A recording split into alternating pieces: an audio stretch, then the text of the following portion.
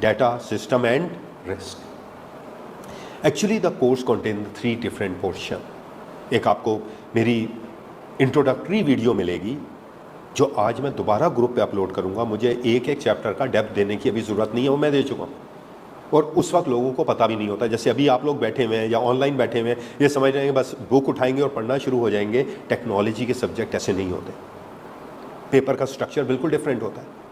Remember, मेरा एक Facebook का ग्रुप है ICMA का, जिसके सिर्फ एक ग्रुप में मैंने 2.5K बच्चों को IT ऑडिट पढ़ाया। सिर्फ एक ग्रुप में 2.5K बच्चा, और उसमें मेजॉरिटी जो है वो इंडस्ट्री में इसी पे काम कर रहा है। तो इतना अरसा मैंने सिर्फ और सिर्फ इन्हीं सब्जेक्ट को दिया है, इसकी स्पेशलिटीज़ हैं। आप कोई भी चीज़ IT ऑडिट से रिलेटेड पूछेंगे, टेक्नोलॉजी से रिलेटेड पूछेंगे, क्लाउड से रिलेटेड पूछेंगे, बिग डाटा से रिलेटेड पूछेंगे, तो मुझे आपको बुक में देखने की ज़रूरत नहीं होगी। आप मुझसे सिर्फ क्वेश्चन करेंगे और मैं आपको थ्रू द स्पॉट उसका आंसर दूंगा, इसलिए कि मेरी एक्सपर्टीज ही इसी में।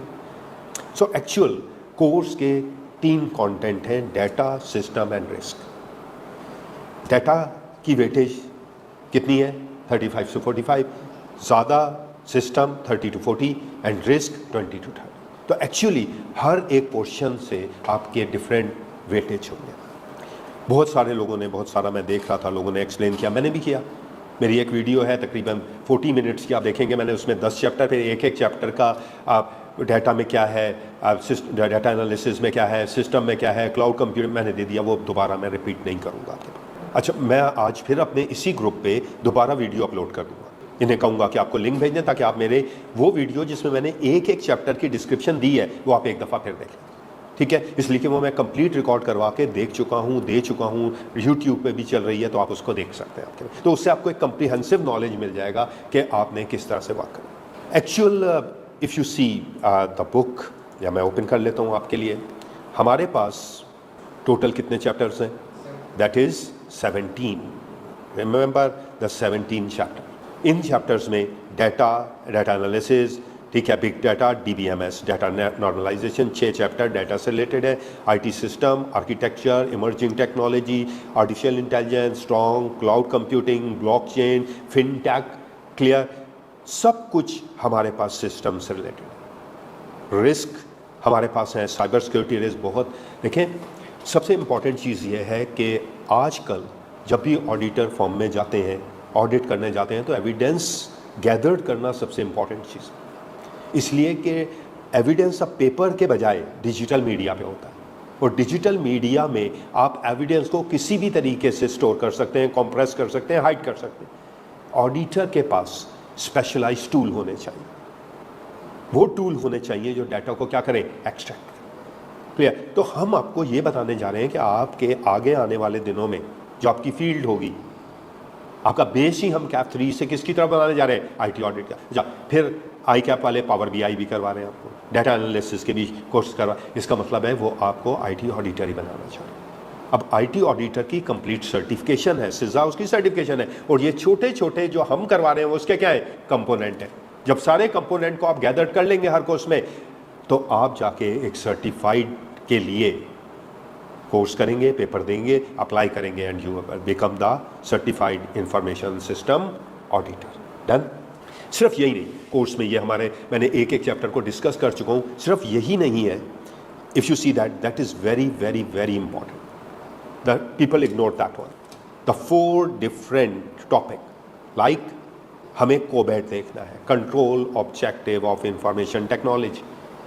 सबसे बड़ी दुनिया के रिस्क हैं भाई। आप डाटा स्टोर करते हैं, बैंक्स देखे पाकिस्तान के, क्रेडिट कार्ड तक हैक हो जाते हैं, क्लियर, ATMs हैक हो रहे हैं, ऐसी डिवाइसेस आएंगे। आप ATM लेके जाएं, डेबिट कार्ड लेके जाएं, क्या होता है डेबिट कार्ड में? पिन देना पड़ता है, लेकिन आप किसी भी पेट्रोल पंप पे चले जाएं, आप कार्ड दें, वो स्वैप करेगा, सिर्फ यूँ रखेगा और आपको रिसिप्ट ला के देगा, कोड की ज़रूरत ही नहीं है। इतनी लो सिक्योरिटी तो है हमारे पास। बैंक के अपने एम्प्लॉयज़ इन्वॉल्व होते हैं, ऑर्गेनाइजेशन के अपने इन्वॉल्व होते हैं, क्लियर। रिमेंबर, आपको पता है कि विकीलीक्स कब हुआ? जब जूलियस सांचेज ने ऑर्गेनाइजेशन के अंदर से 50,000 फाइल कॉपी की।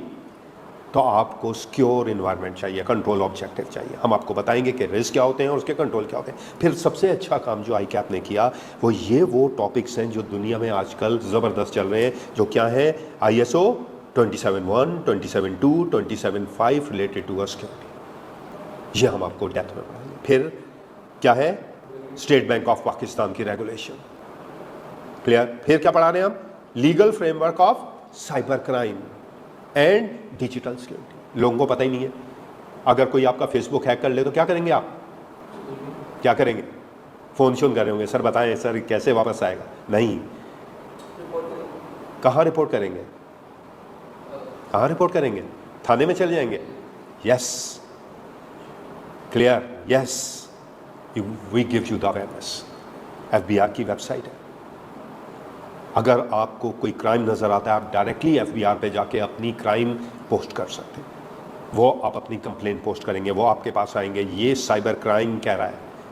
अगर आपकी वेबसाइट कोई हैक करता है, फेसबुक कोई हैक करता है, आपको ब्लैकमेल कर रहा है, तो पाकिस्तान में ज़बरदस्त लॉ है, हमें पता ही नहीं है, आपको तो पता ही नहीं है कि भाई ऐसी भी कोई वेबसाइट है। वेबसाइट अभी आपको थोड़ी देर में दिखा दूंगा ज़रा मैं ये वेब, फिर आपको अंदाज़ा होगा। NR3C की वेबसाइट है जिस पर आप ग्लोबल जाएंगे, क्लिक करेंगे, रिपोर्ट क्राइम, FBI वाले आपसे कंसर्न करेंगे। कोई आपके लेक्चर को हैक करके दूसरी जगह, साइबर क्राइम, हम आपको डेप्थ में समझाएंगे, बताएंगे कि दुनिया कहाँ जा रही है और आपने किस तरह से वर्क करना। ये हमारे बेसिक चैप्टर्स हैं, इसका इंट्रोडक्शन आपको मिल जाएगा। आज मैं साथ ही जब ये मेरा लेक्चर होगा मैं इनको कहूँगा कि दोबारा मेरी वीडियो अपलोड कर दें।